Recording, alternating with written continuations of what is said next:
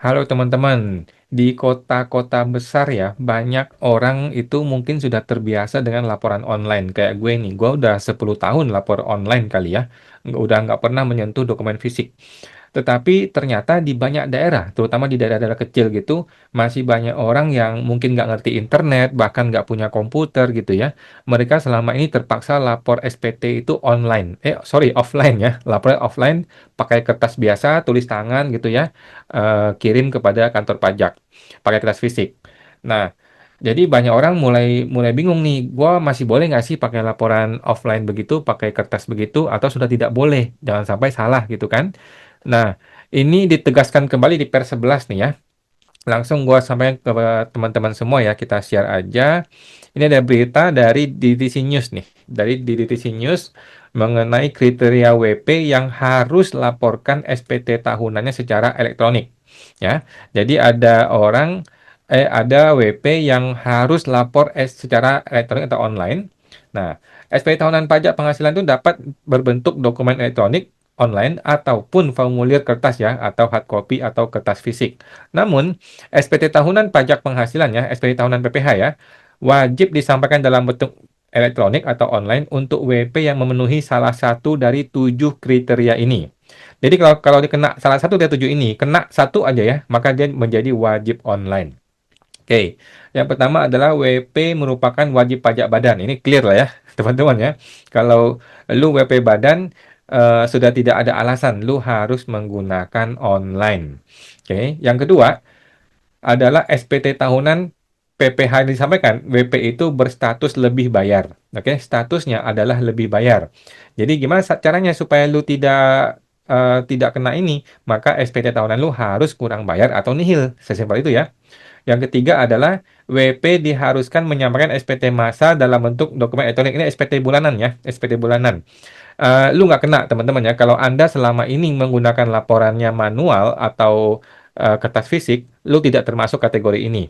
Ini adalah beberapa wajib pajak, terutama badan yang sudah wajib menggunakan dokumen elektronik ya. Tapi kalau Anda yang orang pribadi tidak ya, yang selama ini pakai kertas. Kemudian yang keempat, WP itu pernah menyampaikan SPT tahunan secara online. Jadi kalau lu bikin SPT tahunan satu kali aja pakai online ya, pakai e-form, maka selamanya lu sudah harus pakai online. Nomor 5, WP terdaftar di kantor pajak selain KPP Pratama ya. Jadi kalau ada Anda ini terdaftar mungkin di KPP Madya atau ya cuma Madya ya, maka lu sudah tidak bisa menggunakan SPT manual atau offline ya, harus pakai yang online. Nomor 6 adalah WP menggunakan jasa konsultan pajak. Nah, jadi kalau lu pakai konsultan pajak sudah nggak ada alasan, maka wajib pakai online. Kemudian laporan keuangan itu wajib diaudit oleh akuntan publik ya. Jadi kalau ada akuntan publik yang mengaudit, maka sudah wajib menggunakan metodenya online ya, sudah tidak bisa menggunakan metodenya offline gitu teman-teman. Oke, sekarang gua akan kasih perbandingannya ya. Jadi bagaimana caranya supaya SPT gua tetap bisa manual kan gitu kan? Banyak orang bertanya ya. Gimana caranya supaya gua tetap bisa manual, tetap bisa pakai kertas fisik, gua males pakai komputer atau memang tidak bisa pakai komputer atau tidak ada internet mungkin di daerah terpencil dan sebagainya ya. Nah, ini warna hijaunya yang tadi ini yang gue bacain ya. Warna kuning adalah solusinya. Gimana supaya Anda tidak online? Yang pertama adalah dia bilang WP badan. Nah, maka lu WPOP yang bisa ya. Hanya WPOP yang bisa untuk tidak pakai online ya atau menggunakan kertas manual. Kemudian SPT-nya LB. Nah, berarti kan SPT tahunan Anda harus dikondisikan menjadi nihil atau LB ya. Anda tidak boleh punya SPT tahunan itu kondisinya itu LB. Tetapi kalau orang pribadi memang jarang ya mengalami LB. Kemudian WP yang diharuskan menyampaikan SPT massa secara online, itu aman ya, itu Anda nggak kena ya, udah pasti lu nggak kena. Kemudian keempat, WP pernah lapor SPT tahunan online. Nah, solusi adalah jangan pernah lapor SPT tahunan online ya, jangan pernah. Karena sekali aja selesai.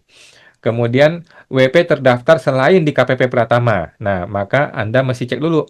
Anda ini harusnya terdaftar di KPP Pratama, bukan di Madya. Tapi saya rasa semua orang pribadi yang di daerah terpencil seharusnya sih di KPP Pratama ya, bukan di Madya.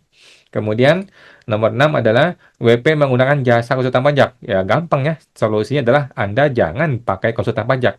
Kalaupun lu pakai konsultan pajak, ya lu bilang aja, gua tidak punya konsultan pajak. Sesimpel itu, teman-teman ya. Gampang ya.